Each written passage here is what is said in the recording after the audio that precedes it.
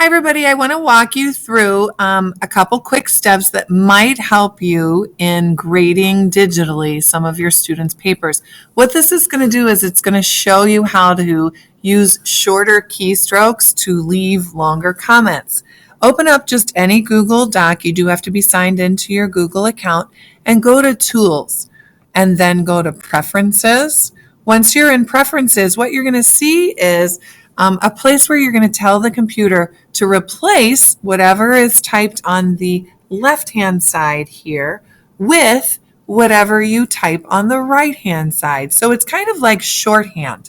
What I've already done here is I've set up a couple examples of how I'm going to use a shorthand or like a code for or tag. And I'm going to tell the computer that anytime I type hashtag GW, they are to replace it with garbage words.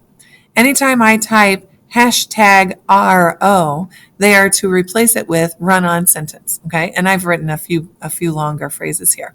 This is the exact same protocol that tells the computer when you type 1/2 to replace it with this nice little 1/2. Okay, so anytime the computer runs across hashtag blend, hashtag cups, hashtag, that's capitalization, usage, punctuation, spelling, by the way, SP, then it's going to replace it with the text that I've written here. So you should be able to see how this will make leaving comments on students' papers go a lot more quickly. I just keep written out next to me these shortened codes. And one of the reasons you want to put the hashtag in there, just as a tip, you don't have to, but just as a tip, is that anytime you, like if you were to write a word that, that started BL, then it would replace it. So you don't want that to happen.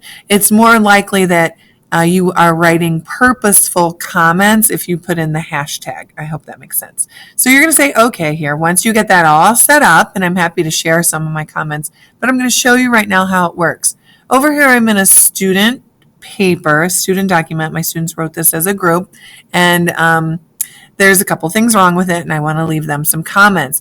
First of all, I want to make sure I'm in suggesting mode. You can do this in editing mode. This is how you switch back and forth.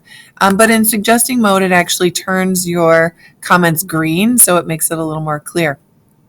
So let's say right here, I want them to blend this quote a little more specifically. So I'm going to put my cursor in here. You do want to make sure you have a space on each side, so it's a standalone code that you're writing.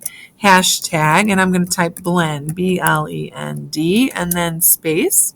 And when I do that, what happens is the computer automatically knows to put in this phrase.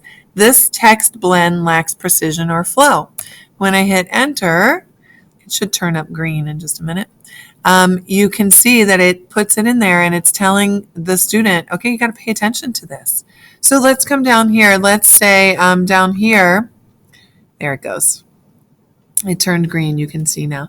Let's come down here and let's say I want to make sure that my students are writing more specifically. So I'm going to go hashtag vague. So this is a vague sentence, and I write this all the time, but I'm just going to write hashtag vague and make sure that there's a space on both sides of that, hashtag VAGUE. So space, hashtag VAGUE, space. And when I do that, what happens is it pops up. You can see right there, it pops up in the middle of the text. When I click elsewhere, it turns green. So your students can see your comments. As if you're in the suggesting mode, they automatically turn green.